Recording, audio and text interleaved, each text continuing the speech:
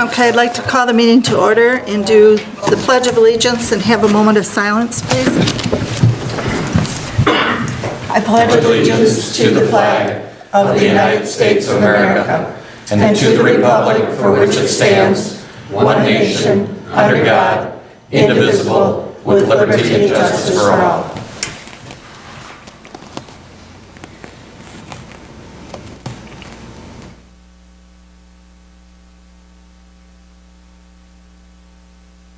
Okay, thank you.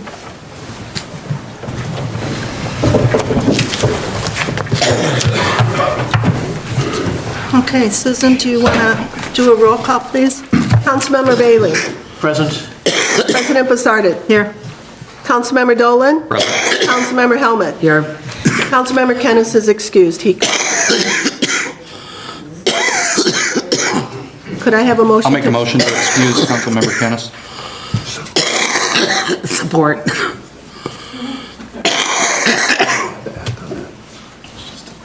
Oh, okay. We have a motion by Dolan, supported by Helmuth. All in favor? Aye. Opposed, same sign. Agenda review and approval, and I have several changes here. Which one did it? Number 9I does not have to require any additional action. Okay. The first thing I'm going to do is, under Republic Services, right after they do their presentation, we'll have discussion and then a vote on it.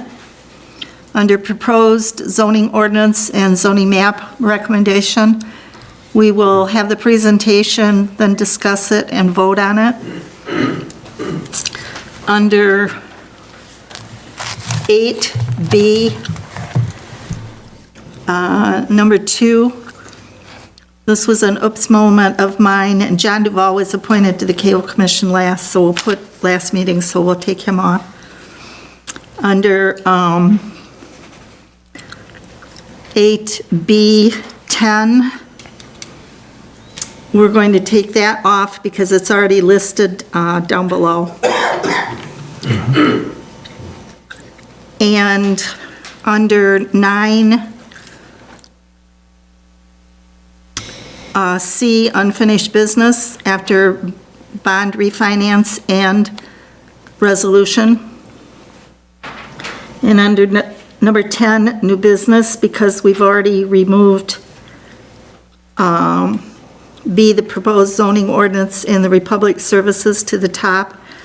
It only leaves 2 items, so I'm going to move new business up right after A. So new business will be number 8, unfinished business will be 9, or 10. 8, 9. 8, new business will be 9, unfinished business will be 10, and so on.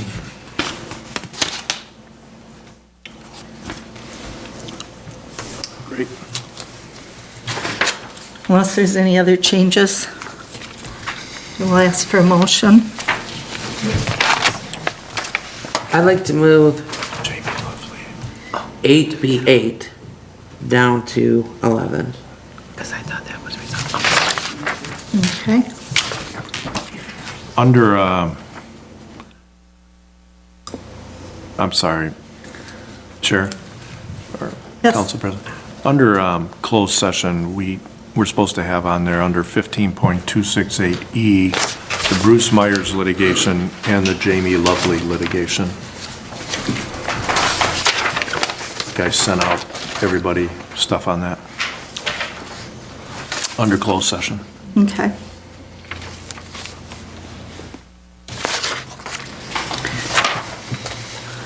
Okay. I'll make a motion to approve the agenda as presented with the specified changes. Support. Okay, we have a motion by Dolan, supported by Helmuth. All in favor? Aye. Opposed, same sign. Okay, the first presentation is from Republic Services. If you want to come to the microphone and identify yourself, please. Council, before the gentleman from Republic gives his presentation, going back to the contract with Republic, I would just call your attention Why they're here tonight is because they've been purchased and they are wishing to assign their contract, which is a contract rate in the language that we drafted long ago. Notwithstanding anything to the contrary, contractor may assign this agreement without consent of the village to an affiliate of contractor or in connection with the sale of the business, provided all the terms and conditions in the agreement remain the same. I've talked to Republic, and all the conditions of the contract will remain the same. The entity to whom they're assigning GFL is, I just want to disclose, is a company that I have no conflict with, but I've had the opportunity to investigate already. I've recently, in my SACRA waste organization, contracted their services for the city of Royal Oak and for Hazel Park. It's a Canadian company that does great service, in my opinion, and would be a viable candidate for this type of rooftop community, as are their other communities. So contractually, I think the language is very clear about the assignment, but I think it would be wise to hear from Republic if you have anything to add to that. Not too much. You did a great job, Bob. Thank you. My name's Scott Kebawat, and I'm the Municipal Services Manager for Republic Services here in Southeast Michigan. In front of you this evening, you have a request to assign your current solid waste collection contract from Republic Services to Green for Life, or otherwise known as GFL. Republic has made, as of recently, a business decision to divest and sell our municipal and residential contracts. Well, let me take that back. Sell our residential line of business in being serviced out of our Pontiac facility. This impacts about 5 communities, including the village of Oxford. Republic is still going to remain in the commercial and industrial roll-off collection business. So you'll still see our large containers, whether they're roll-off containers or commercial front-load containers, in and around town. And specifically, we're asking for the residential contract to be assigned to Green for Life as part of the sale. We are not coming to you tonight to sign the commercial DDA contract, which is a whole separate contract. We are going to keep that work and continue to service that work. So this is just the residential component of our business, and as Bob eloquently said earlier, it's in the contract. It's pretty cut and dry as far as the assignment clause. We feel this is just more of a formality than anything else. So I'll open it up for questions if there are any. It would be true that the pricing and all the other performance conditions would remain the same. Yes. Okay. Yes. So as part of your current contract, I believe you have a performance bond requirement. Correct. You have an insurance requirement, insurance standards requirement, and those will all be met by GFL. So they will be providing a performance bond for the remainder of the contract. They will be providing insurance for the trucks and employees for this contract. That is all part of the assignment of the contract. This is not Republic backing out of a contract. We actually are selling the contract, so nothing conditionally will change. Okay, and so you're still going to be, they're still going to be picking up the large green containers and the blue recycling Yes. bins also? Yes. Yep. And you guys, Republic, will still be doing the commercial We will still remain the commercial, yes. downtown? Okay. There is one point of clarification that I need to look into, and I believe there's a dumpster over at Don's facility, at the Public Works facility, and I am not sure right off the top of my head if that container is part of the residential contract, or if that's part of like the front load container DDA contract. If it's part of the residential contract, I believe at this time, the plan is that they would switch out containers with us, and GFL would perform that service as part of the, I think that was all loaded into the residential contract. I've got to look for some clarification on that, and we'll have that very soon. I just, this has all kind of come down very quickly.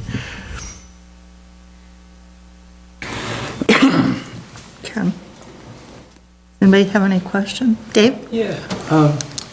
Three words that you said reminded me of something my father told me decades ago. Okay. He says, whenever you hear the words "only a formality," look out. However, I have no objection to this change. Point well taken. Thank you. Anybody else? I have no any questions. Okay. Yep, All right. Well, thank you very much for your time and your consideration. thank you. Thank you. Okay, I will entertain a motion to, I'll make a motion to approve the reassignment of the Village of Oxford solid waste, yard waste, and single-stream recycling from Republic to GFL within the provisions of the existing contract. Support. okay, we have a motion by Dolan, supported by Bailey. Susan, do you want to do a roll call, please? Councilmember Helmuth. Yes. Councilmember Kennis is excused. Councilmember Bailey. Yes.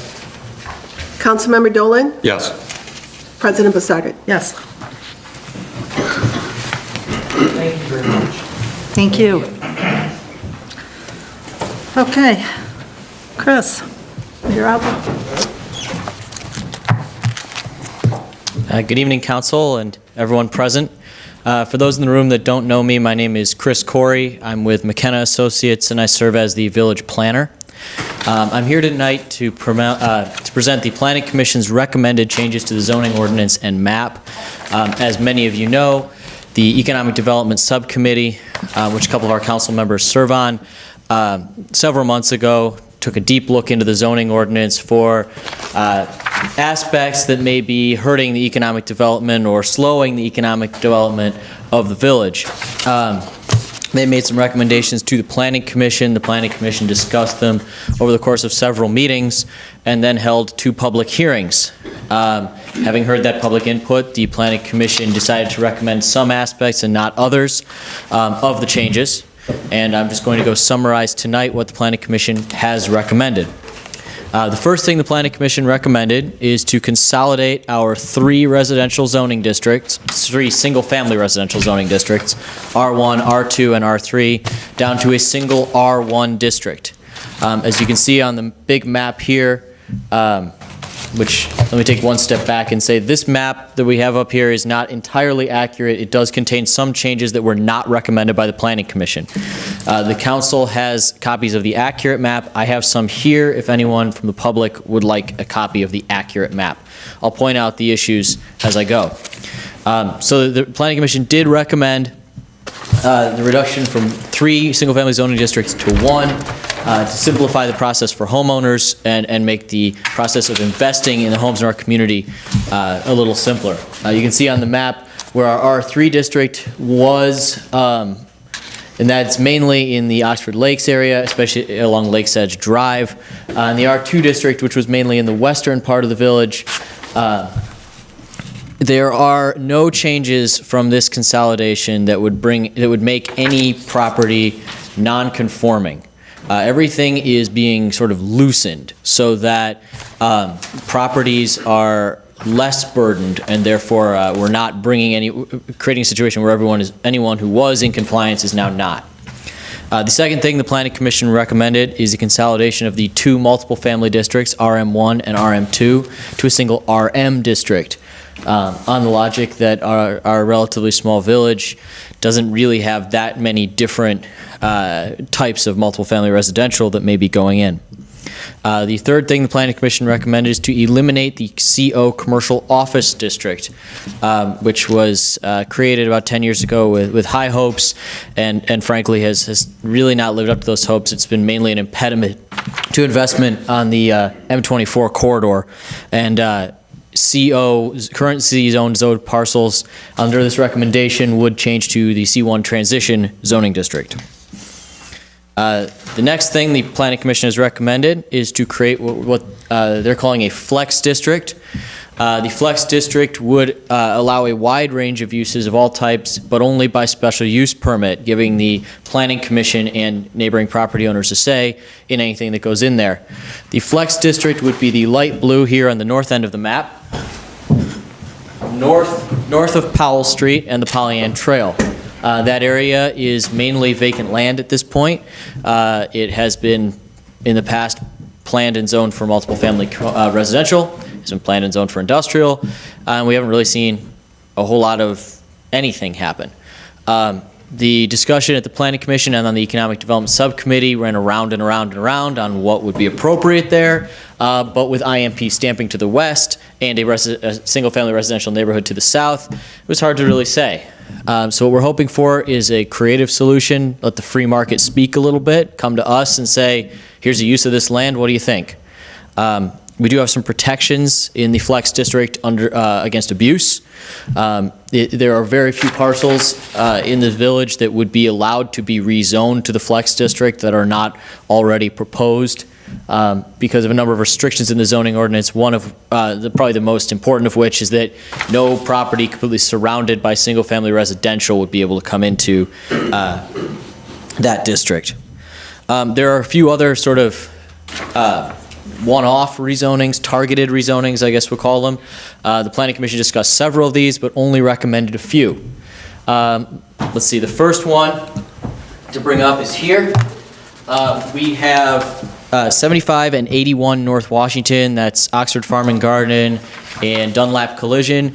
Those properties are currently split zoned, C1 transition in the front along M24, and I1 industrial in the back. The Planning Commission, after hearing public input, determined that because the I1 industrial on the back is along Pleasant Street, which is in many ways a residential street, having an intense zoning district like I1 industrial is probably not appropriate, and their recommendation is to make it so those parcels are entirely zoned C1 transition, a commercial mixed-use district. The second parcel proposed, or I guess third parcel proposed to be rezoned by the Planning Commission is 14 Davison, because it abuts parcels along Washington Street and would, by being in the same zoning district with them, could help with any redevelopment along Washington. The next parcel that the Planning Commission has proposed to be rezoned is right here on East Burdick, the United Methodist Church, which is currently zoned R1 single family, is surrounded by commercial and mixed use zoning and parking. It also has an agreement, the church has an agreement with the village to have public parking on their property, which is something that, while it works for the church, would not work for most parcels in an R1 zoning district. And finally, by switching this category, the church would go from a special use, beholden to the special use process, to expand or do anything else, to a permitted use in the district, which would free them up as a parish to invest in their property a little bit more. And then the final piece of property proposed to be rezoned by the Planning Commission is on East Street here, 3 parcels, all containing residential properties that are currently zoned parking.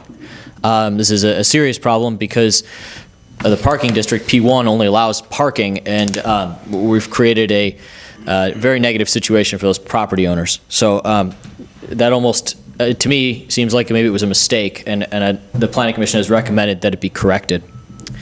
Outside of the map, within the ordinance text itself, the Planning Commission has also recommended new text for the village's form-based code governing the downtown and the M24 Washington corridor, as well as some miscellaneous amendments that you've received information on that generally simplify the ordinance, most of which were discussed and recommended by the Economic Development Subcommittee initially.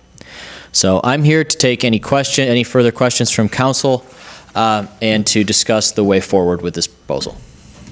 Yeah. Dave? Could you summarize briefly the nature of the proposed change for certain properties from CO to C1? Is that something that tightens things up or loosens things up? Well, given that choice, it loosens them up. It loosens them up. Yes, the CO district is quite restrictive in terms of the uses that it allows, and also in terms of things like signage, in terms of things like setbacks. It has, in the current ordinance, a series of architectural standards. And what we've seen is, while that district was originally intended to try to protect some of the historic architecture on the south and north Washington corridors outside of the downtown, what it has done instead is make process harder for investments like Becker Eye Care and Genesis Credit Union, that were not a threat to any historic valuable architecture. And what this change replaces it with is our C1 Transition District, which is a mixed-use district that allows a very broad range of commercial and residential uses, and also incorporates the form-based code, which in some ways protects that architecture with restrictions on demolishing certain properties, and also ensures that any new development is high quality and attractive, but without the really tight restrictions that the CO district currently places. Yeah. Yes. Actually, I misspoke because my question should have said CO to C1 transition, and I left out the word transition. So could you briefly, maybe even more briefly this Yeah. time, what's the difference between CO and C1, difference between C1 and C1 transition? Yes, so the C1, I suppose the C1 district is really split in half, or it's in two parts. So we have C1 core and C1 transition. C1 core is for our downtown core, the historic buildings lining M24 Washington Street that make up downtown Oxford. And that's a district that allows a little taller buildings, requires you to come right to the street with a storefront to basically mimic what we've got in the core of downtown Oxford. C1 transition allows a lot more creativity and flexibility in terms of the type of building you could build, in terms of the type of things you could put in it, because we're not worried about protecting that immediate shopping district in the core the way we are with our C1 core district. Thank you. Thank you. And I have a comment. Our downtown has recently been ranked number 1, the number 1 downtown in our category. I thought that was cool. That's something to be proud of. Absolutely. Chris, can you just address the properties that were eliminated Yes. from the rezoning, just because there's been a lot of conversation and controversy about that? Absolutely, and I apologize for neglecting that. First, along Davison Street, there were originally 5 properties, all containing homes that were proposed to be rezoned to C1 transition.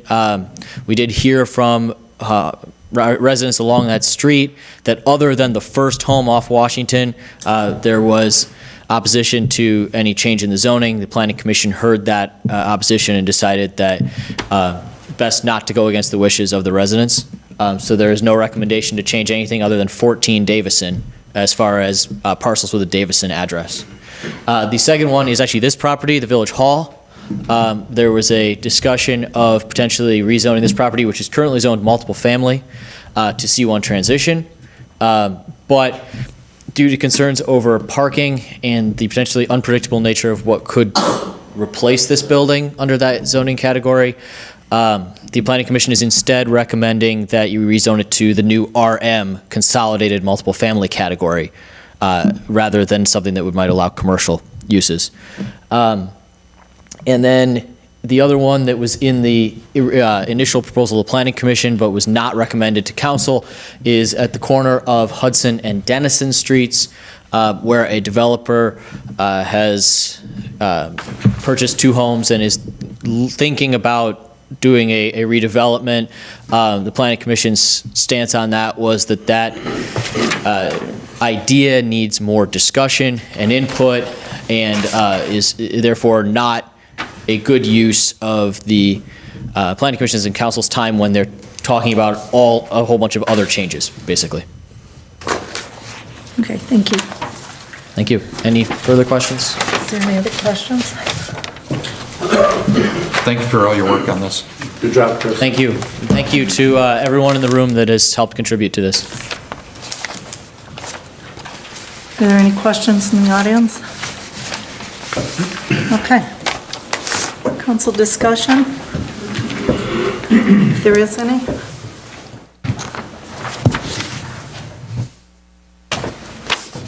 Just that the planning commission worked, I don't even know when we started this, very hard and know way more about zoning than ever really need to, and did a great job. Yeah. And I'll say the same about the ER committee. We had several meetings and several intense discussions Before then, we turned all that over to the planning commission, who spent considerable amount of time doing it. So, Thank you to everyone. okay. I think at this point, I think, council, at this point, we would be moving to adopt the recommendation of the planning commission. We will also. Chris?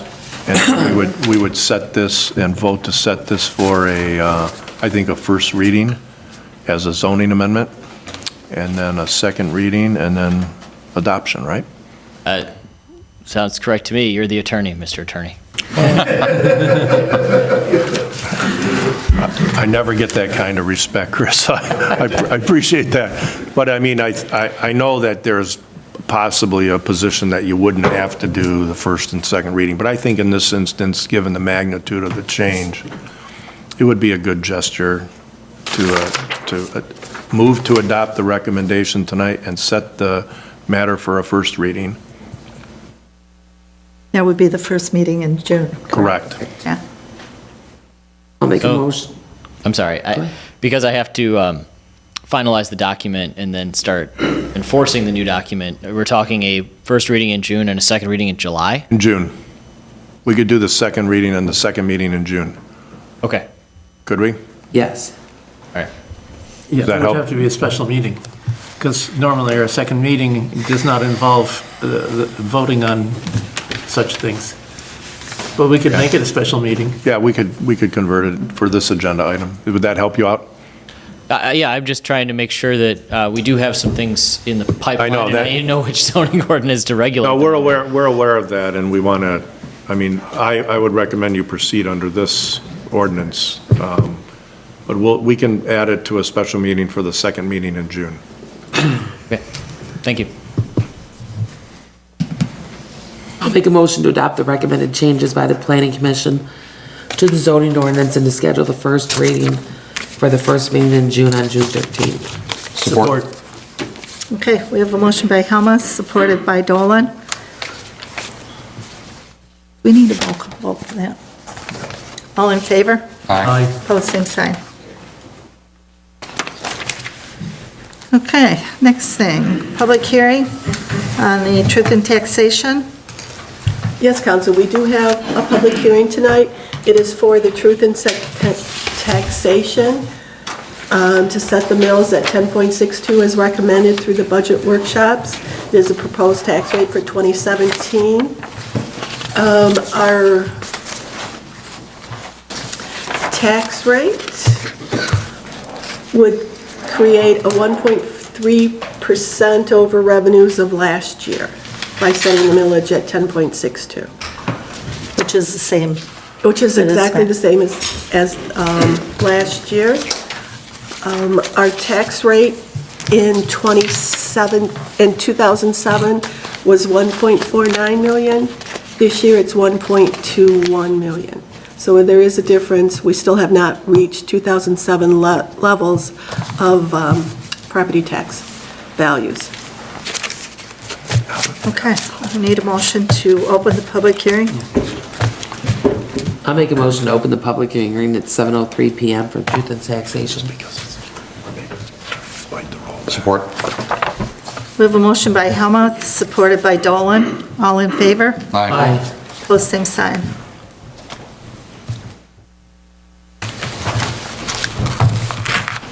Okay, Council, Thanks, Chris. I would make one comment during the public hearing. The public will likely see this on a ballot or some sort of document, which it'll appear to read as an increase.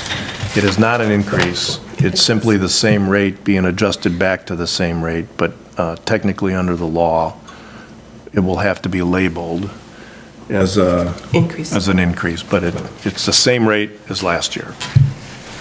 Just so that's clarified, as many times as we can clarify that, I think we should. right. This is not a raise.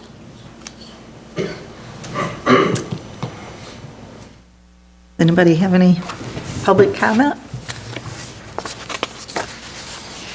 Okay, I'll make a motion to close the public hearing at 7:04 PM.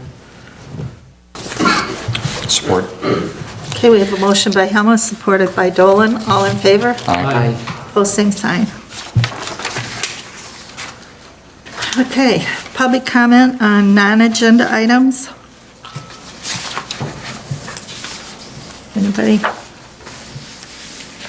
Okay. We have the consent agenda. Number 8A, receive and file items.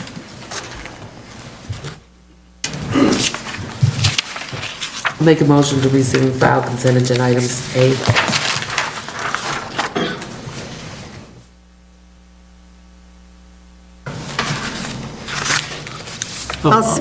Oh, you got it. I'll support. We have a motion by Helmut, supported by Basardet. All in favor? Aye. Opposed, same sign. And we have 8B, which is the approval items, which is the bills. It is also an appointment of Russell Gill, who I think is in the audience, for the Planning Commission. The Planning Commission interviewed him at their last meeting and recommended to the council to appoint him to the Planning Commission to fulfill the seat vacated by Bonnie Staley, I believe, wasn't it, Mo? Yes. Yeah. Could we have Russell stand so everybody can see who he is? Hi, welcome. Oh, yeah, we don't want him. Mr. Gill is also a good neighbor, right next door. Oh, cool. I'll make a motion to approve the consent agenda items B, including the bills in the amount of $34,104.97. Support. 34 or 35? Yeah, I'm sorry, did I? $35,104.97. Yeah, what she said. Yeah, I support. Okay, we have a motion by Helmut, supported by Bailey. Susan, do you want to do a roll call, please? President Basardet, Yes. Councilmember Helmuth, Yes. Councilmember Kennis is excused, Councilmember Dolan, Yes. Councilmember Bailey. Yes. Okay, so we're going to do 9, new business. The increase in the administrative personnel wages. Susan? Yes, Council. With the changes in personnel, our staff, and there's 2 of them, Kim Daw, who's our miscellaneous receivables and our building clerk, and Andrea Eastman, who does our accounts payables, our water billing, and our admin front desk person, counter person, due to the increase in workload and exchange of duties from myself to them, and the fact that they've been here for very long, and new people that have been hired in at higher rates than they are making currently. I would like to, and it was the recommendation of our Search team, committee? our search committee, It's in the budget. and it's in the budget, to increase them to $14 an hour. One person would make about 15 cents more an hour, and the other person would make about 32 cents. It is approximately $88 a month or less. One works 16 hours a week, and the other person works 24. And I think part of the recommendation of the search committee was also to allow Andrea to work up to the 8 hours a day, 4 Yeah, days a 28 week. hours a week. Right. Correct. At your discretion. And hers. Mostly yours. Mostly hers. Right. This week we have someone on vacation, so this week I am shy at the 16 hours, so I'll only have 28 hours a week of support this week. So, yeah, whatever extra hours we can get is certainly valuable. So is there any discussion or?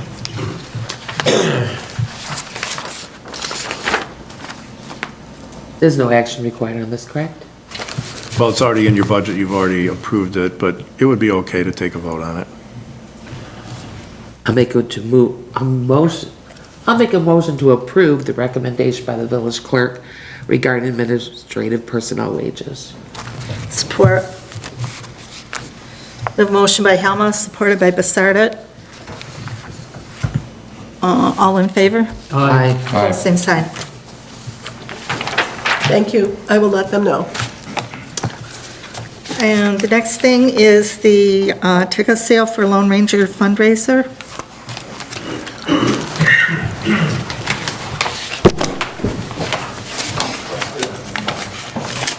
Good evening, Council. We're from the, excuse me, Lone Ranger Committee, and in order to fund the festival, Excuse me, sir, could you identify yourself, please? Thank you. We're just standing here waving. It's all right. Yeah, I know better than that, I apologize. I'm Walt Bargan, and this is Angela Logan.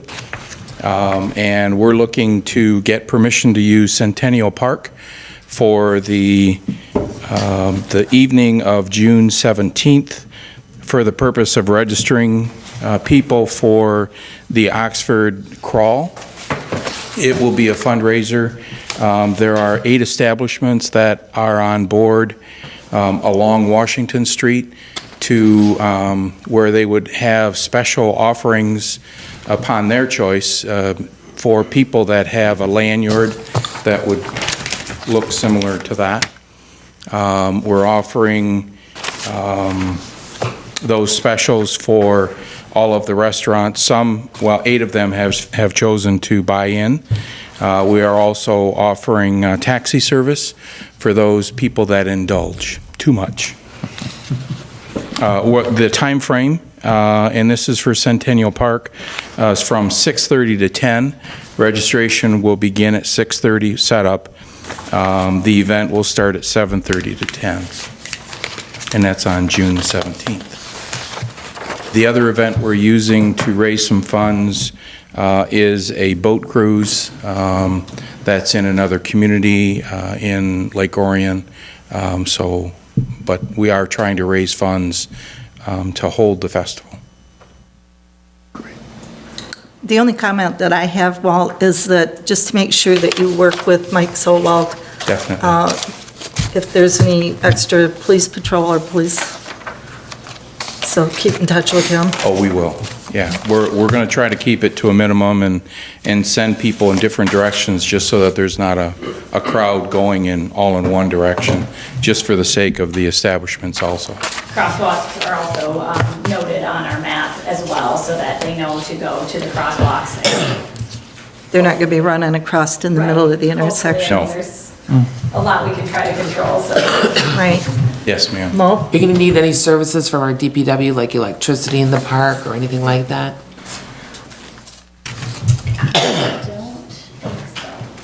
Good point. I don't know. Get back to us if you do. Yes, appreciate that. Yeah.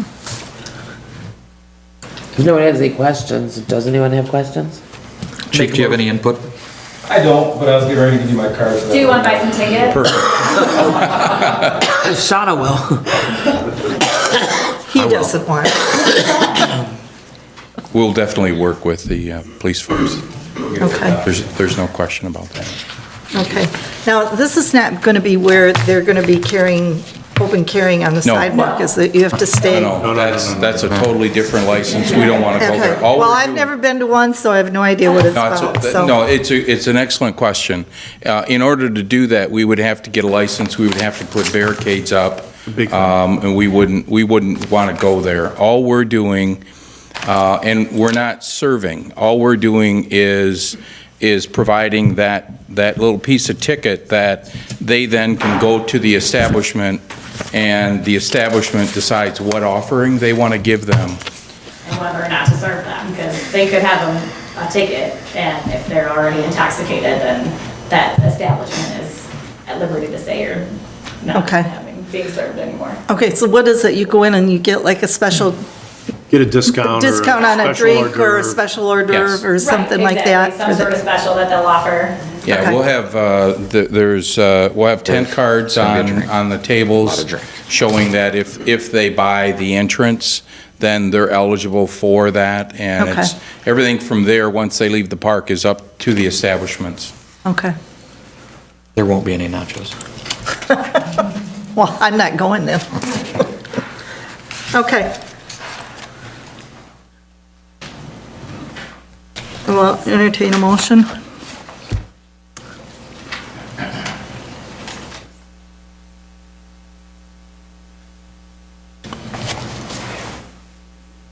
Wait for Mo to walk back in. Yeah. There she comes. She's up. Motion is yours. Oh, no one else can make a motion? I'm going to approve the use of Centennial Park for its fundraiser for it's a pub crawl, to sell tickets for a pub crawl for the Lone Ranger. That's not the right way I want to say that. And that's on Saturday, June 17th. Yes. For the Ranger Parade. Okay, do I have a second? I'll support. All right, we have a motion by Helmut, supported by Dolan. All in favor? Aye. Opposed, same sign.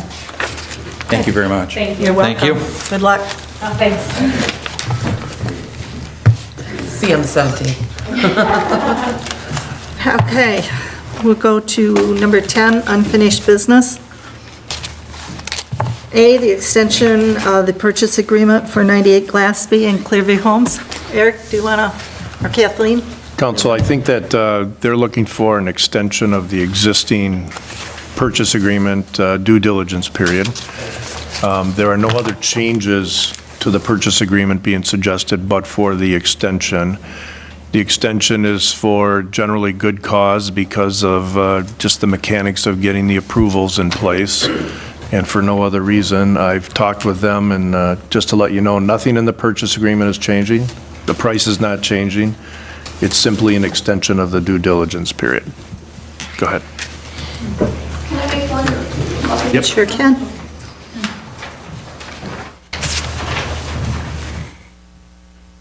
Hi, it's Kathleen Sanchez. Happy to see all of you again. Mr. Davis is absolutely correct in that there is no change to the actual purchase agreement other than the due diligence period being extended, which we did realize we were going to need to extend earlier in May, but this was the first meeting for it to be presented at in that extension. I did think that it just in our best interest and as being your realtor protecting your best interest, that it would not be out of the question in my point of view at this point that we add a close date to this extension just to keep it on track, be it May 31st, which is 2 weeks after that expiration of due diligence, or June 9th, 3 weeks afterwards. The contract calls for it to close 30 days after the expiration of due diligence. It's simply a suggestion on my part that maybe we tighten that up, and at the same time that we're signing this extension, maybe we tighten up the close date. Totally your choice. I don't want to gum up something that's going along well, but I'd also like to keep it going along well. The other item that I'm going to require, and I can get with Mr. Davis on this, is that the title company is going to need authorization as to who can sign and close the transaction as we get to that point. Right.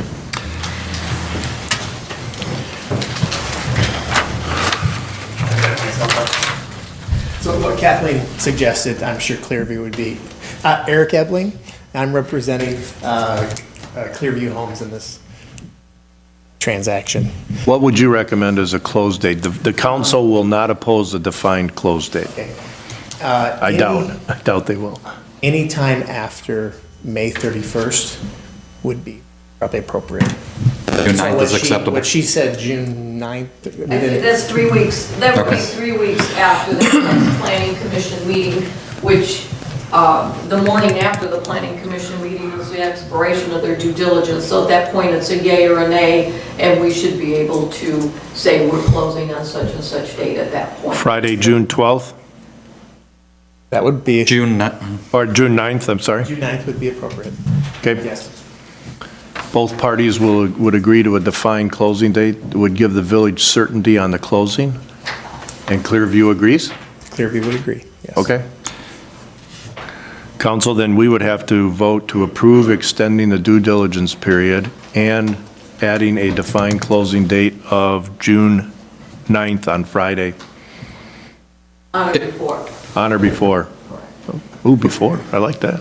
if we have no additional questions, I move to approve an extension of the due diligence period as requested with a defined close date on or before June 9th, 2017.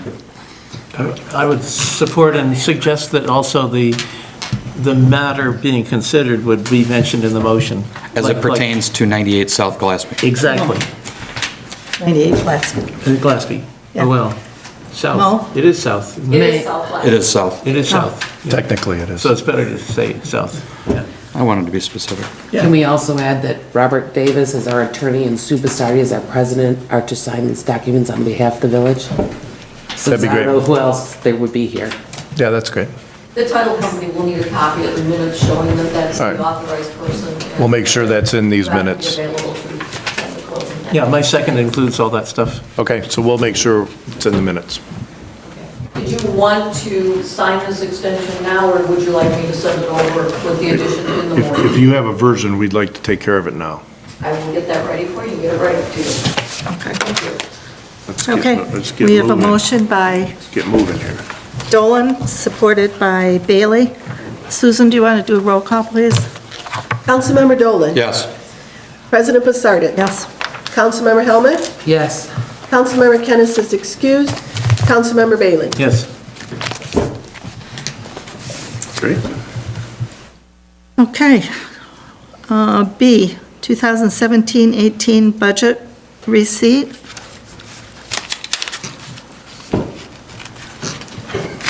This is the same budget that was proposed and submitted to you for review in March.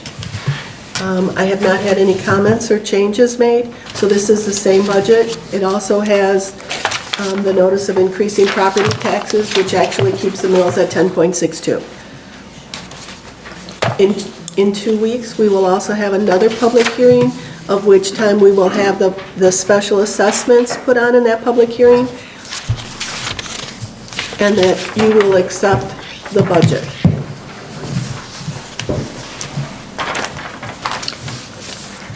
Okay. So I would like to see a possible motion to receive and file and accept this 2017-18 budget. All the minutes will show Yes. inside.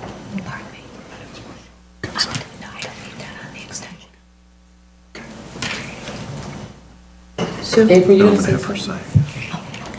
Dave, I'm Yeah. sorry. My mind is Yeah, that's fine. occupied. I would prefer to see a millage of less than 10.62.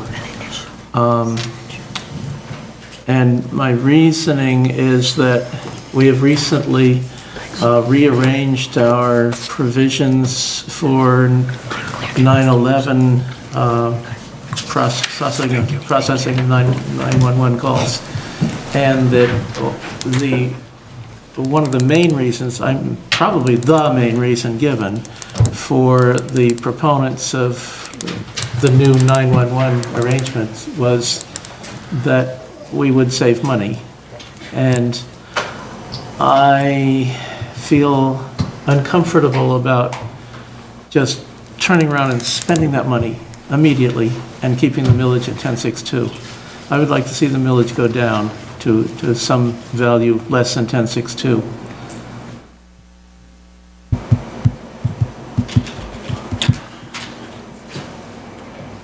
I am of the opinion that the 10.62 is appropriate, and maintaining that level is appropriate.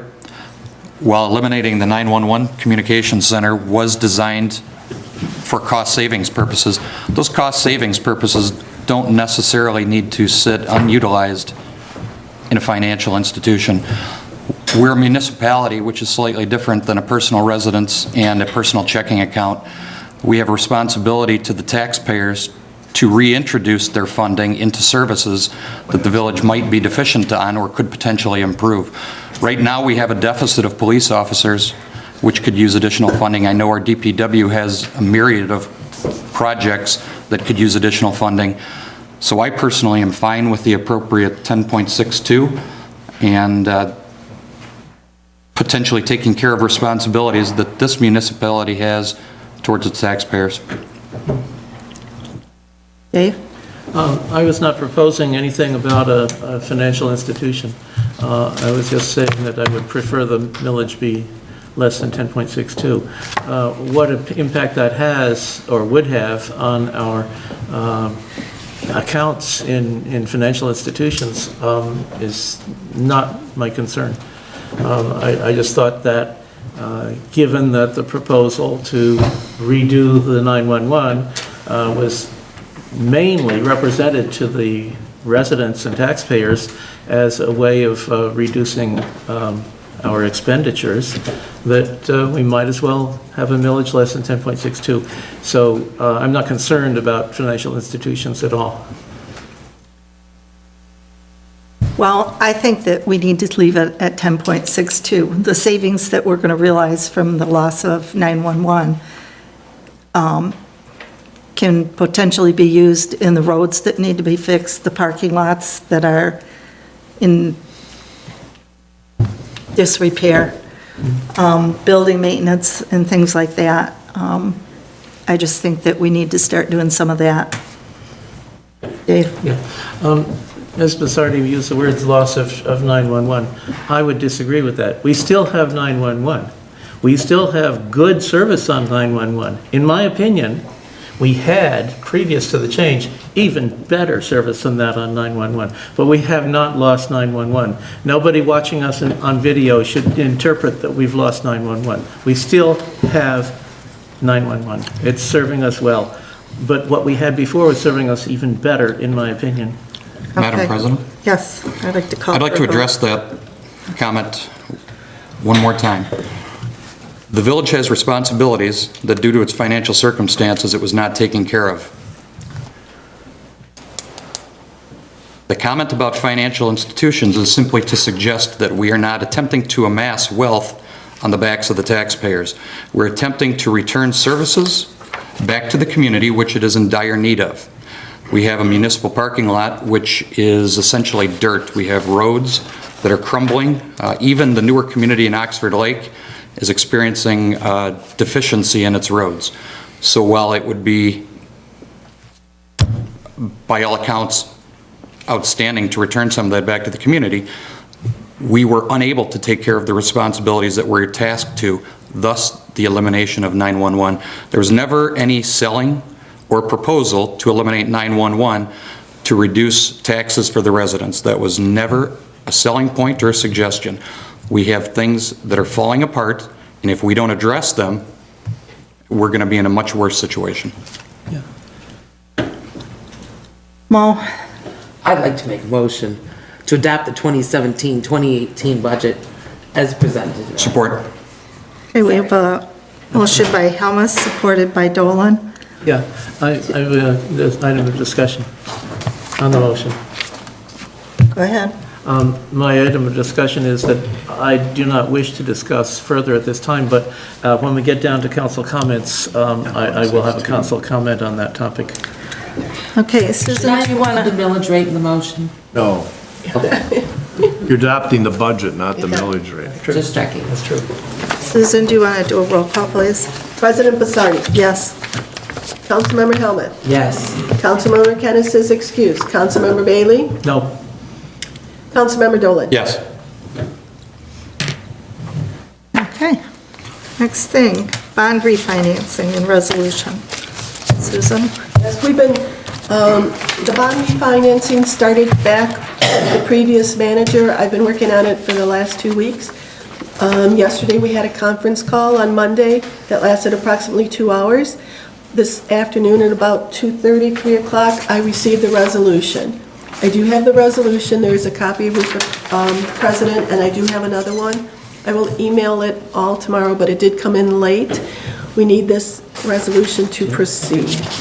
We don't have copies of the resolution, right? Oh, it's about 36 pages, so I will email it to you, and I do have a copy if you'd like to look at it. But it does go on, it does save us over the next 10 years, approximately, well, a little bit over $213,000. The largest savings will come next year. We'll save about $62,000, and then every year after that, it'll be between $10,000 and $12,000 in interest costs. This topic took light when I proposed to the previous village manager that he research it Yes. and determine whether we could do anything to promote any cost savings. He took a couple months to ultimately research that, and we were provided with some numbers at the previous work study meeting. Yes. By any chance, did you happen to firm up some of that information that we had inquired about? I did. Councilmember Helmuth asked some questions. I returned her questions. I can give you back some of those information that I have. The interest rate will not be set until the bonds are sold. They're trying to sell the bonds before the end of this month, most likely between the 21st and the 25th of this month. The conference call yesterday concerned a lot of auditing issues, our unfunded MERS liability, budgets, whether they're balanced every year. So it was an in-depth, about 70 questions that I answered. So the resolution came late this afternoon, and I did print out a copy for the president and myself, and I will forward that to you tomorrow. When do you need approval of this?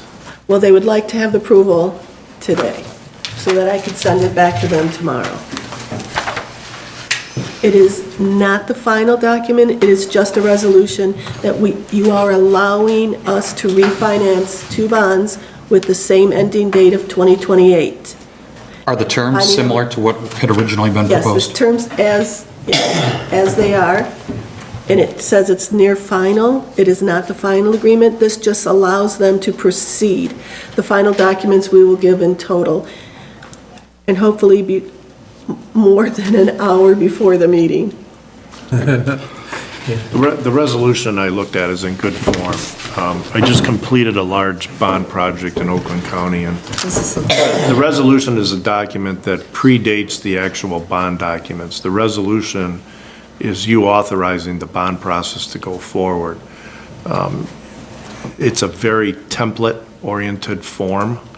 I mean, I didn't see any glaring issues with the resolution. You could approve it subject to final lawyer review, and I could get with Susan by tomorrow, and if we see anything tonight or tomorrow morning, we could suggest changes. Yeah, this just allows us for them to proceed. I then would move to approve the refinance of the 2 bonds, the Series 2008 in the amount of $695,000 and the Series 2008A in the amount of $1,695,000 for a total of $2,390,000 at an estimated rate of approximately 2.7% as stated, with the final approval to be determined after a review by the village attorney Bob Davis and the village clerk Susan Nasser. I'll support. And I have a question. When the final documents come before the council for a vote, when is that likely to take place? I'm not asking for commitment, just when is it likely to take place? I am hoping before the next council meeting. Before which? The next council meeting. Next council meeting? In 2 weeks? And we'll have a better feel for the exact interest rate. You may get an interest rate lower. So if the council's going to approve that, then that meeting also has to be a special meeting to allow us to vote. Because normally the second meeting is not a voting meeting. Well, this will be, we will have a meeting because we have to have the special assessments. Anyway. Yeah. Right. Yeah, So we okay. will have a meeting already, it's already scheduled. Cool. And they'll finalize the conference call yesterday. They're going to take all the answers to committee.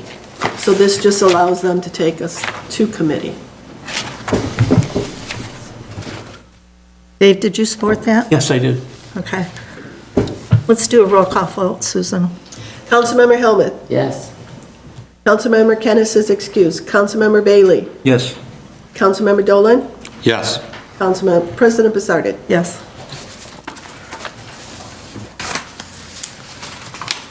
Manager and clerk committee report. Bob? Yeah. How much time do I have? Oh, we're moving right along, so. Yeah. The committee continues to meet, and the committee continues to meet on Saturdays to address issues. As stated in the last meeting, the committee members have appeared at the village offices on occasion. There has been problem solving. We get issues. We're addressing issues. Susan has raised issues. We've tried to address the issues. The core functions of this village are continuing to function regularly and properly. Our questions at this point seem to be the more extraneous issues that are not part of the core functions of the village. Things come up, road programs, documents with the county, things that don't relate to the general finances or functions of the village. They're all being addressed. You did approve tonight some additional compensation that was already in the budget. We have been discussing some other help coming towards the village staff. I'll let Susan speak to that if she wants. Here's the surprise. The current clerk treasurer wishes to end this term a month early. It puts us in a rather, just a hastened pace of getting things in place. We are going to plan interviews for village management positions for this Saturday. Preliminary interviews by the committee for presentation to council. We may have to have a special meeting. We have been in contact with the MML. We've been in contact with the MTA. The committee has also looked at accounting firms to potentially employ during the interim period to come in and run the, assist with the running of the finances of the village. We have talked to the treasurer. I guess I can just raise that issue, Susan, if you don't mind, of Addison Township, who is willing to put in some time with the staff and with our current clerk. We plan to be on track and to meet the end of May deadline with an adequate staff and an adequate management program in place. As I said, I don't think there's been anything put before us that we couldn't figure out. We've dealt with everything from password issues to IT issues to code issues. Printing issues to county programs on roads to reimbursement of monies, mail issues. It's been everything you might be able to think of. The staff continues to perform and to keep the core functions running. So it's going well, but we're coming up to a crunch period, and we're going to have to meet those deadlines. But we will be getting back to you again. There may be the need for special meetings towards the end of May, so be alerted. Anything else, Mo or Council President? You covered everything, pretty much. Susan? Nope. We are meeting all the deadlines. The water bills did go out. They did go out late. We had software updates from BSNA, which stalled our progress from getting them out last week. As Murphy Laws has it, it seems to happen when it seems to happen on its own. So please bear with us and the staff that we have. And we're hoping to become a better village for this. Water bills did go out, even though they were late, they did go out.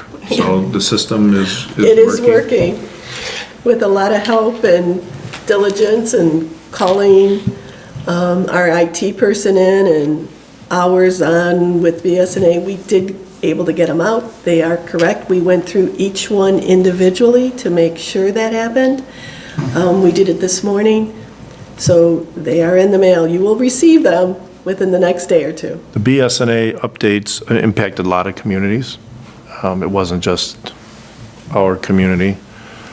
One community who made the news had interesting notes that ended up printed on the water bills. There was one, I think, that ended up on a person who owed like 62 cents. There was a typing on the water bill that said, "Why in the F doesn't this person pay?"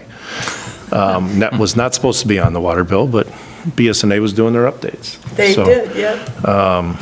Other communities have had similar issues. Dave? Did I hear that there's likely to be interviews on Saturday? We are going to preliminarily discuss, I think we've taken 13 resumes, and weeded it down to 4 or 5 people that we are going to have some preliminary discussions with, either by phone or in person. Formal interviews won't happen until the person is presented to the council as a whole. We're just screening as the committee was directed to do. Okay, I just Yeah. wanted to get an idea of whether I should make an attempt to be present at some of those. Not necessary at this Not point. necessary, Yeah. yes. No one is being recommended. No decisions come out of these committee meetings, so. Thank you. Eric? I would like to express my appreciation to the committee for the work that they've done. I understand that there has been some weeding out of potential candidates, and I would encourage the committee to, despite a potential time crunch that we're under, seek the right candidate at all costs. With some of these problems that have come up in the office, some of the procedures we've determined have not been followed, some of the challenges that staff has experienced because of previous management style, I would encourage the committee at all costs to find the appropriate candidate and not to react out of concern for a timeline. That's a good point. The committee did decide that the committee would go with temporary management before hiring the wrong manager. In other words, we're not going to be weaseled into a time frame. We'll go with temporary qualified help before we hire the wrong person for the wrong reason. Yeah. I think that was a consensus. Might that general attitude also extend to, in the event that none of the pre-selected people really looked good, that you would go back and look at some of the ones that have been tentatively rejected? Absolutely. Yeah, yeah. Yep, absolutely. And again, we're working with the MML, the MTA, the various sources in the county. We've got lots of other communities searching for us. We've got lots of avenues out there. It's a gainful employment time. It hasn't been easy to find qualified people. Eric? I would express a different opinion slightly than my counterpart here. Yeah. I feel if a candidate has initially been screened out, it would not behoove the council to take a second look at a candidate that was originally deemed unfit to serve for our needs. I think if any candidate is screened out for any purpose whatsoever, we should move on and hold ground and wait for the appropriate candidate. Yeah, some of them that we've weeded out, they just don't have the qualifications. They just want a job. That's weeded out with a capital W and O. Others are marginal. Yeah, yeah. But we do have a handful that are, when you agree, Council President, that we have a handful that are qualified. Cool. We're just accelerating the program a little to meet the new deadlines. But we'll get there.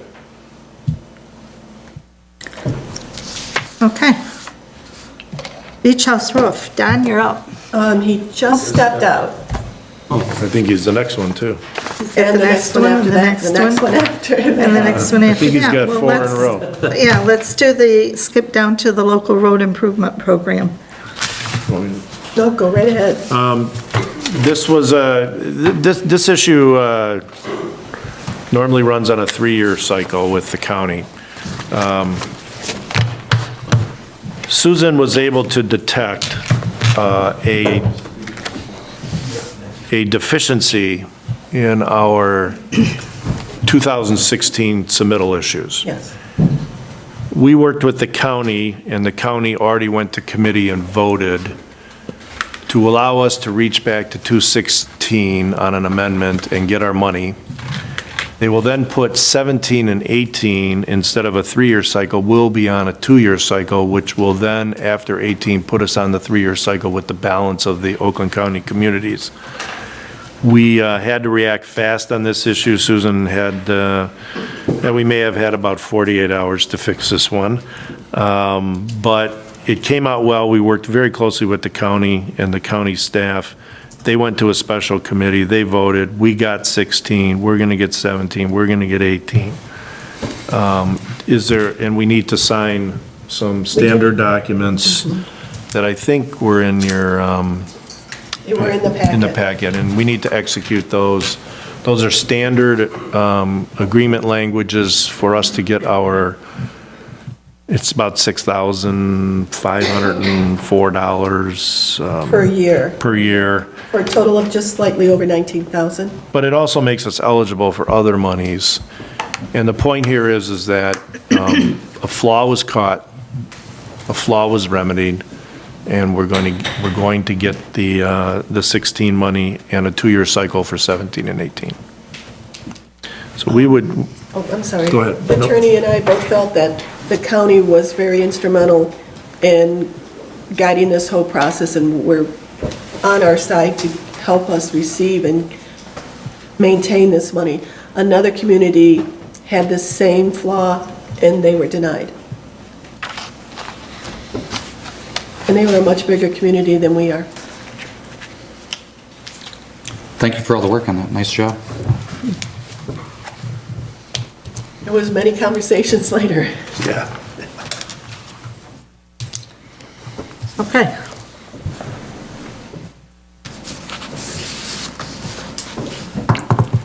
So I need a motion to, I was just looking here, what pieces of paper need to be signed?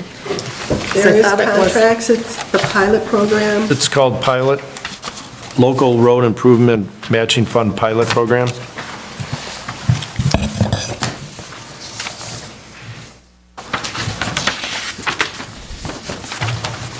Well, we can hunt for it. I'll pull it up. It was in there, it looks like that. It looks like this. It's kind of a large, near the end of your packet.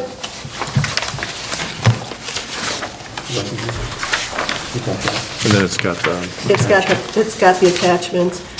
Do you see it? Right. It's a lot of I think you're money. getting to it.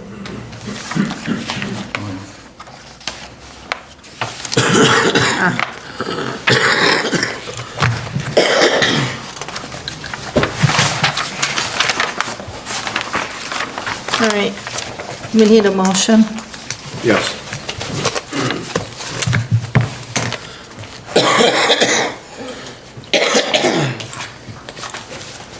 I stepped out of a bit of a loss of where we're at, so I'm not making a motion. We're doing the local road improvement.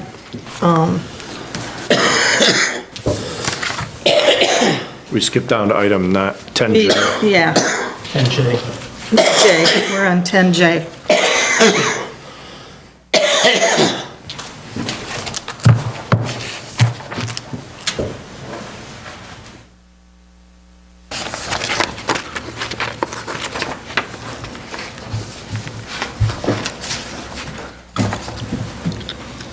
Okay, so I'll entertain a motion from somebody.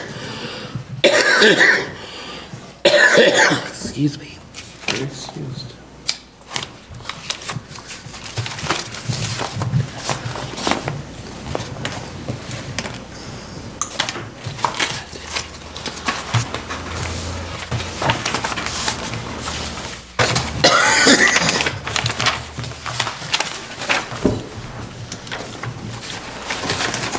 You have it? I'm not making it.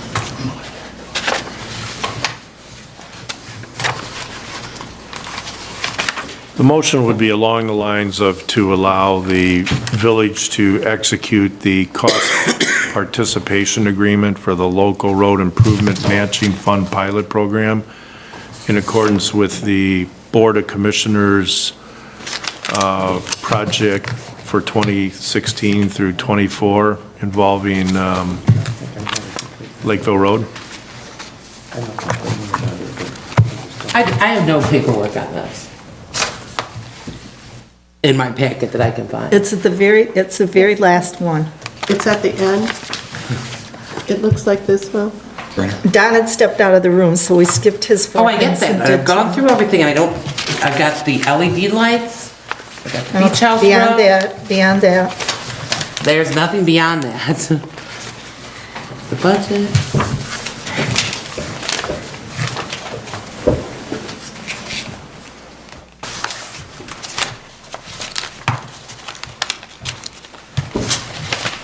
Thank you.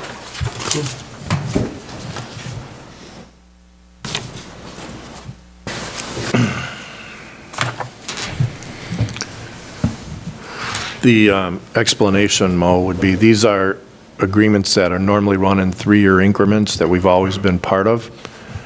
Our 2016, this is money we get from the county, our 2016 submittal had some problems. We were alerted.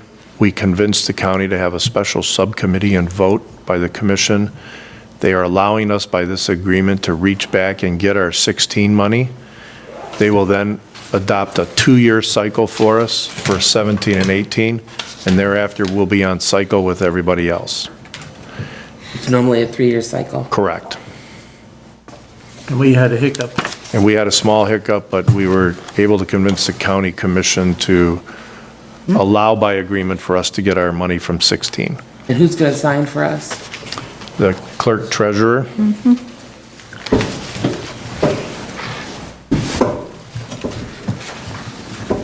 I didn't get everything you wrote down, but I will make the motion that It's a complicated. it is. I think we have it. It's Did you it's on get the that down, audio tape. Susan? It- I think she's got it. It's on the tape in any case. for Okay. So what I the need a attorney just second. said. Who said, who made? I make the motion. I'll I need a second, I'll second. Thank you. Okay, we have a We need a motion. roll call on this. Yeah, we need, or motion by Basarda, seconded by Bailey. Susan, do you want to do a roll call, please? Councilmember Kennis is excused. Councilmember Bailey. Yes. Councilmember Dolan. Yes. President Basarda. Yes. Councilmember Hellman. Yes. Now we're back to C. Okay, we're back to E. Or E. Beach house roof, Don. Good evening, council. Don Brantley, Public Works Supervisor. For you tonight, you have some bids that we received for the replacement of the Scripter Park Beach House roof. The top bid from Newton Crane was a total tear off. Spirit Roofing, there's 2 bids there. One was the curb replacement for the skylights if needed, and one was without the, no replacement of the curb skylights. The 4th bid was from Stars Construction Group, and I'm recommending that the Village Council approve the bid from Stars Construction Group for the amount of $9,780 with possibly some additional funds if there's some rotten decking. We did get a warranty from the Stars Construction Group of a 15-year manufacturer's warranty. They've been putting these roofs in for 20 years, and I did call on references also with satisfactory results. I move to approve that the Village of Oxford contract with Stars Construction Group for the replacement of Scripter Park Beach House roof for the cost of $9,780 plus a contingency up to $11,000 to accommodate any additional construction necessary, to be signed by the clerk, Susan Nasser, after review by the village attorney. Support. Okay, we have a motion by Dolan, supported by Bailey.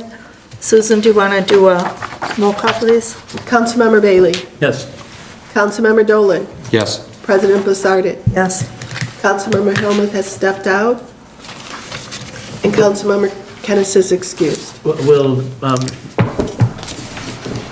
Will she be able to add her vote when she comes in? We pass this Oh, with. We've missed that The opportunity. motion carried. The motion carries. Helmut says, yeah, motion carries in any case.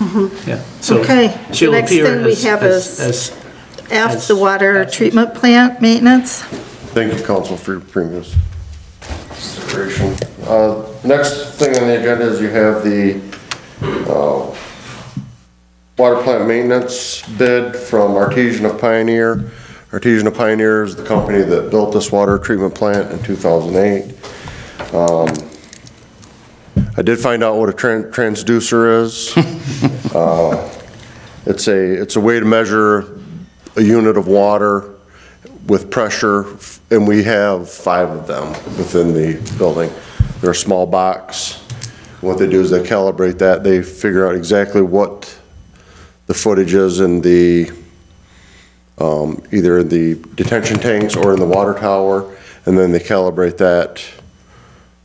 So that's the best, that's the best answer I got for what a transducer is. It's good enough for us. It sounds like a glorified pressure gauge was what it is. Sounds like it, yeah.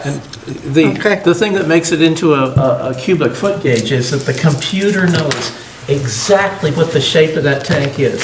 So if you tell the computer what the height is, it can tell you how much water is in there, even though it's not, not a cylinder. You scare me sometimes. I move that the Village of Oxford contract with AOP for the estimated cost of $17,200 up to $18,000 to accommodate for any additional costs necessary for the repairs and maintenance of the Oxford Village Water Treatment Plant as presented by Don Brantley and to be signed by the village clerk, Susan Nasser, after approval by the village attorney. Council, after support, Council, could we begin to add to the motions where we're going to source something, and we don't need to go out a bid on this because it's a sole provider in maintenance, correct? Just add into the motion and that the bid process be waived for the reasons stated. There's some recent case law that might suggest we should do that on motions where we're going we want to do this, but we're not going out for bid on it because these are the people.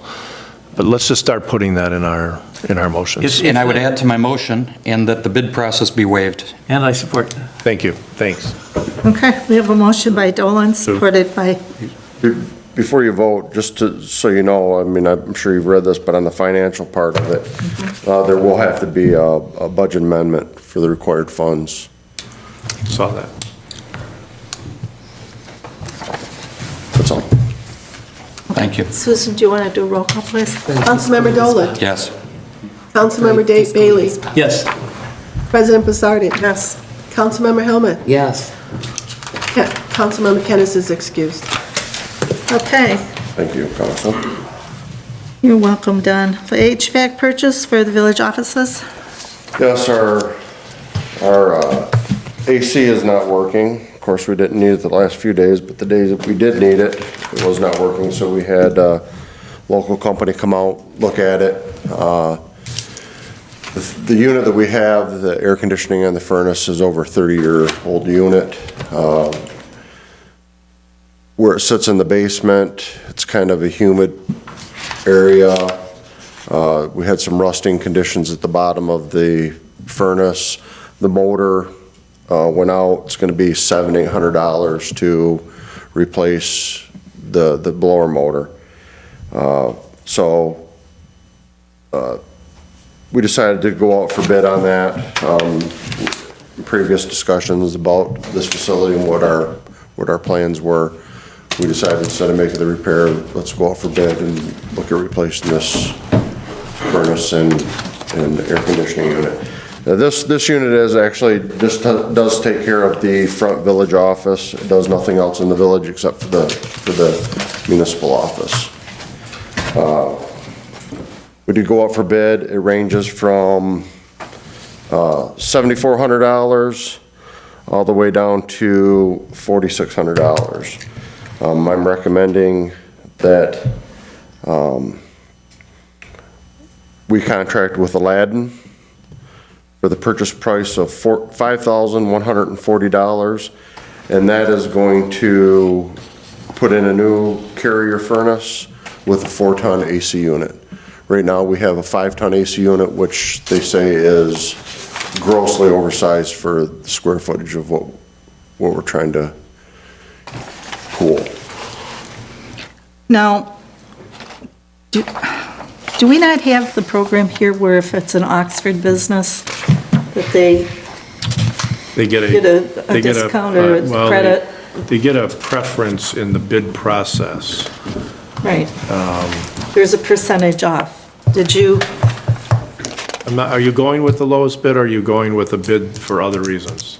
We're going with the lowest bid. Okay. My recommendation when I put this all together was to go with the lowest reasonable bid, or I would have recommendations, because I got this in like the 11th inning on Thursday. We did contact 3 local businesses, and Aladdin is not a village business. Aladdin has done work for the village in the past.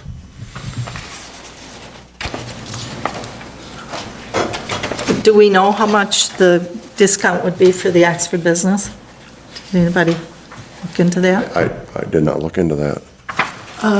What we decided back, it was a motion made by Elgin, that if the bid came in higher, we would discount it ourselves 10% or so to make it more, competitive, but we would still keep the bid at what they were. We would just, Treat it as a lower Yes. bid.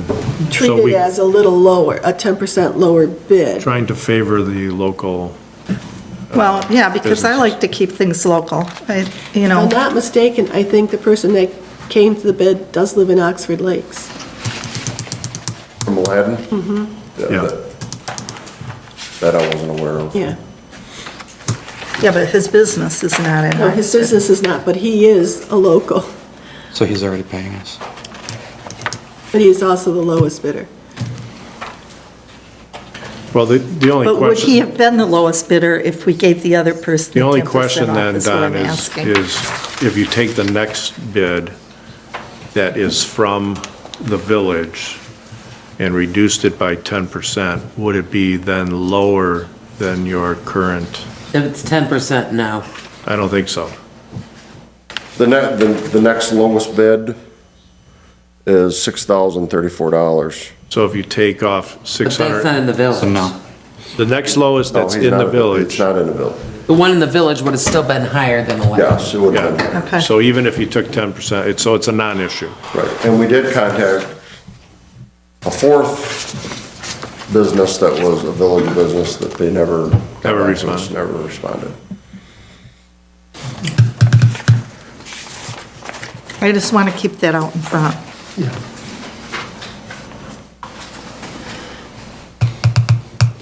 I'll make a motion to approve the HVAC replacement for the Oxford Village offices for the bid going to Aladdin Heating and Cooling in the amount of $5,345. $5,140. Sorry, $5,140, that's the 190. Support? Okay, we have a motion by Helmut, supported by Dolan. Roll call, Susan, please. Councilmember Bailey, Yes. President Basardi, Yes. Councilmember Helmuth, Yes. Councilmember Kennis is excused, Councilmember Dolan. Yes. Thank you, council. You're Thank you. welcome. Okay, the next thing is DTE lighting project. This is something that Joe Young had started with Honeywell, and then we kind of jumped the bandwagon off Honeywell and went directly to DTE. I've been in correspondence with Lance Alley. He is the account manager for DTE, Community Lighting. This is to convert all of the non-LED existing streetlights to LED streetlights. And I did give you a letter of correspondence, but since this letter of correspondence, a few things have transpired.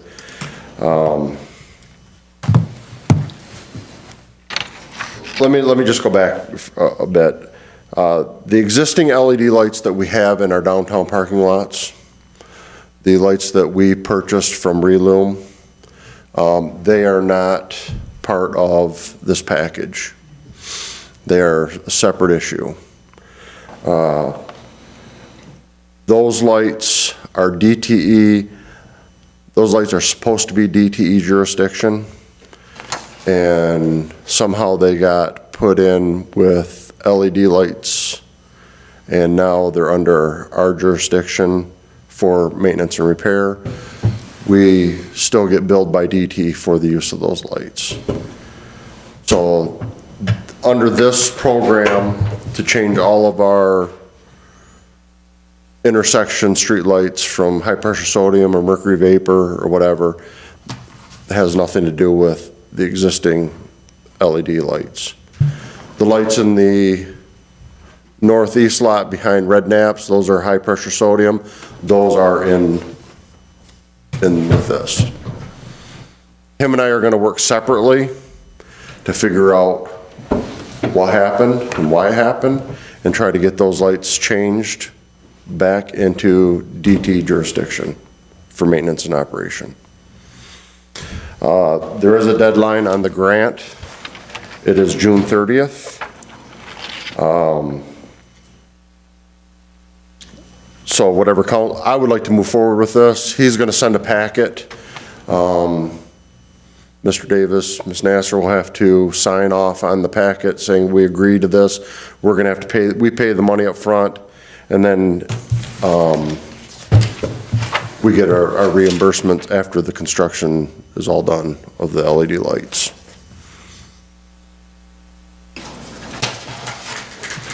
So, you know, the financial impact after reimbursement is $30,000, a little over $30,000. It's got a 2.62-year payback, and after that, we'll be saving roughly $11,000 a year in electrical costs. Excellent. Question about that. That comparison you just made and payback period is in terms of electric usage. Correct. I'm concerned with something else in addition, and that is reliability. Do we know something about how often they will need to be serviced, either because the drivers failed or because bulbs failed? We have no jurisdiction over that. As of right now, We don't change bulbs? we don't change bulbs, we don't place globes, the wire, I mean, we don't do anything. So that's not our concern? When they go out, we give DT a call. Yeah. I can imagine a case where you deliberately go for bulbs, a system that used more current, just because you wouldn't have to go up there on a cherry picker so often, because they were very reliable. But that's not our concern in this case. Correct. And one other thing is under, when we talked at our work study session, we talked about how to finance this, because it's gonna be under major and local surface. So I did put some correspondence out to the council, trying to find the funds for this. And this year, under our major and local salt material budget, we still have $30,073 remaining. So there's almost enough money right there to do that project in the current budget. Thank you very much. Also, in my correspondence, we have about $12,000 worth of tree work that needs to be done. And I think we can find that in our current budget under overtime wages for snow and ice. So I think that, I need council's direction on what way we want to move with this and try to get the packet from DTE here so we can get it signed before the June 30th deadline. And there's a schedule in there of what the project cost is, what DT's contribution is. There's a rebate, what the annual savings are and the payback. So if there's any questions. No? I'd like to make a motion to approve the 2017 streetlight conversion project with the clerk, Susan Nasser, to sign the municipal street lighting purchase agreement upon review of the attorney. Support. Did that include any numbers like, for the cost? It did not. Okay. Okay, we have a motion by Helmus, supported by Dolan. Susan, do you want to do a roll call, please? President Basardi. Yes. Councilmember Helmuth. Yes. Councilmember Kennis is excused. Councilmember Dolan. Yes. Councilmember Bailey. Yes. Thank you, council. Thank you. Thank you, Don. Appreciate your help on that. Nicely done. You got any other ones, Don? Yeah, Make some up. keep them coming. As long as they're in a good mood. Yeah. Okay, number 11, items removed from the consent agenda. It was the Oxford Lions Club White Cane fundraiser. Mo? We've already discussed, I'm just very confused over this whole stand at the corner getting money thing. Because the last time there were people standing in the street asking for money. They weren't just on the sidewalks. I don't care if we approve these. I really don't think anybody's gonna be out there picking off veterans. But I just wanna make sure that we're letting these people know what they're supposed to be able to do and what they're not supposed to be able to do. When the gentleman came in and presented his request, we did talk it over, and I think he even had conversation with our chief. So he does know, he does mention in his letter that he will be on the sidewalk. I think the last one did too. I think they did too. Do we have a handout that we can give the people and then, so they at least know? We don't at this time, but I can work with the chief to see if we can develop one. Well, just a copy of the law. It We can have a copy of comes from the I state. think there also needs to be some penalty involved as well. If they don't want to comply with the stated instructions they're given, then maybe we would have to look at that subsequent years. Yeah. Not that it's a big deal. I've been on the road for 50 And years. also a comment. That's right. Dave? I would prefer to see the family members of somebody who was killed suing us for his doing something that we had specifically forbidden him to do. So from a liability point of view, I would prefer that we be reasonably strict on this.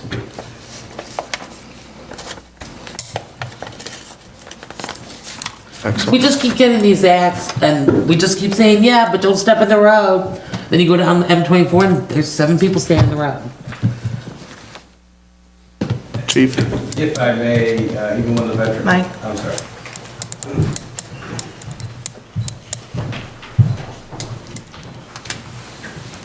If I may, even when the veterans were allowed to do their fundraising, we monitored that and we had no issues or saw anybody in the roadway. They were staying on the sidewalk and they were doing what they were told to do.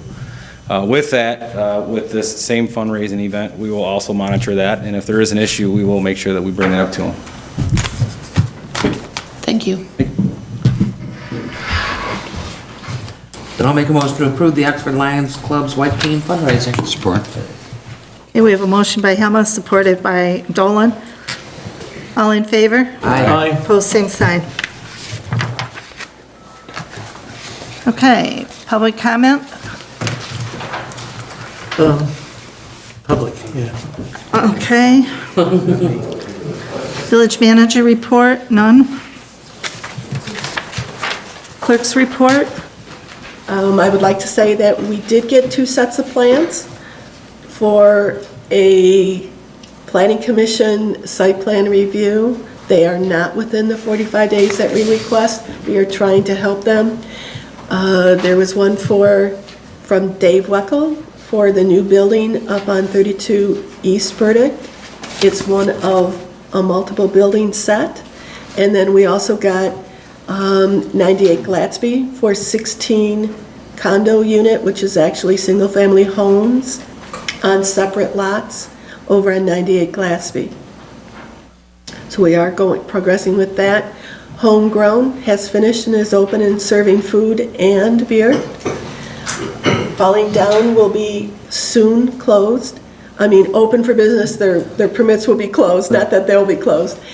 The Oxford Tap is nearing completion of the kitchen. There's going to be a final fire protection, fire system tomorrow. They should be able to punch through the wall between the 2 buildings and start serving food from the one kitchen on the new side, which was the Cam Logic.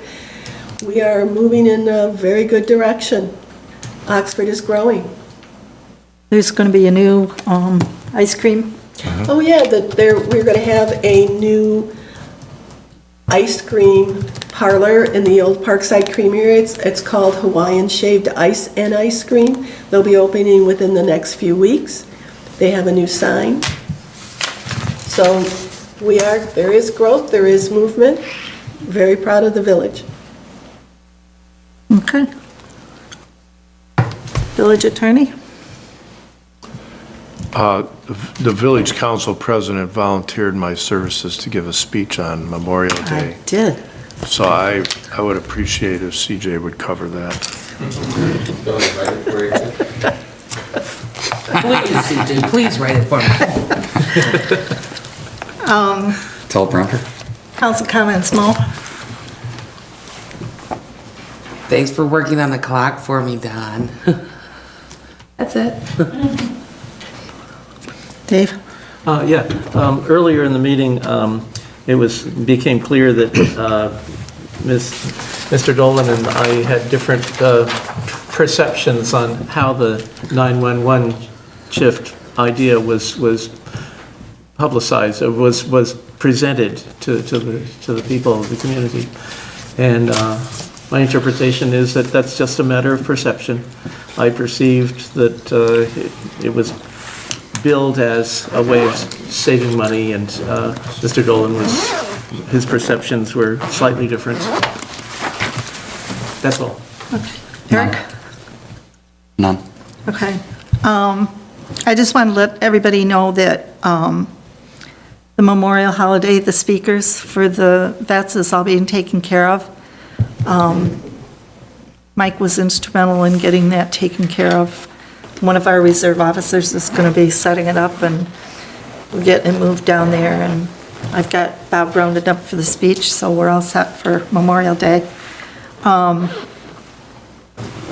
Tough Mudder is coming on June 3rd, and also the lacrosse tournament out here. So I'm being told that there's like 4,000 people going to be in town for lacrosse, and up to 14,000 people in town for the Tough Mudder. So that may be the day that you want to be out of town, or go and participate and watch the action. Also, I wanted to ask Mike about the way station. Can you just get up and tell me what I found out?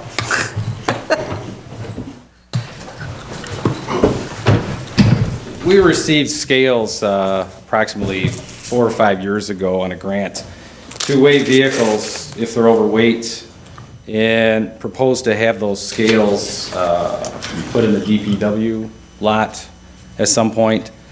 Over the years, it hasn't happened, so what we're trying to do is propose getting these scales put in at the DPW, where if a vehicle is pulled over and it's overweight, we can have them follow our police officer, or CMV vehicle officer over to that property and weigh the vehicle. And if they're overweight, then it's a significant fine.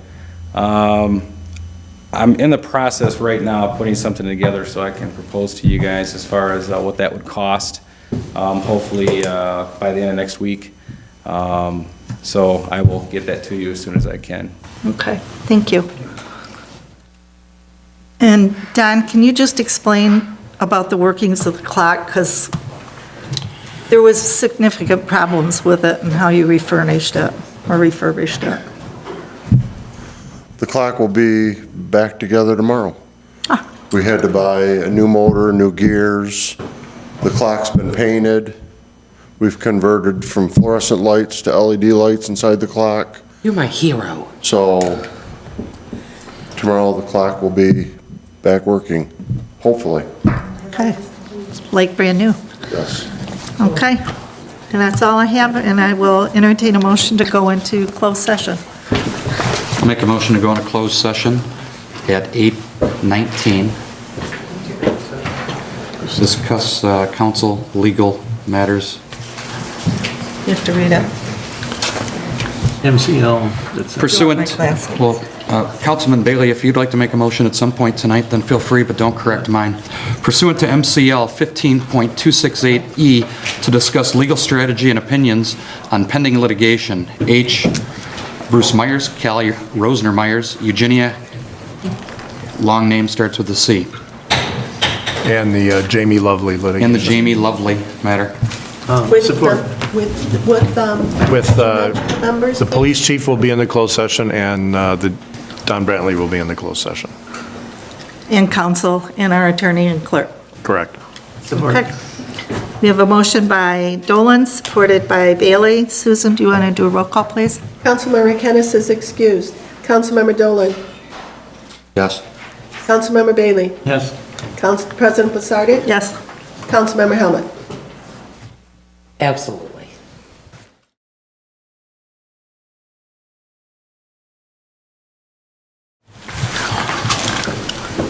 Make a Okay. motion to adjourn at 8:47. I'll support that. Okay, we have a motion by Helmut, supported by Bailey. All in favor? Aye. Opposed, same sign. We're adjourned.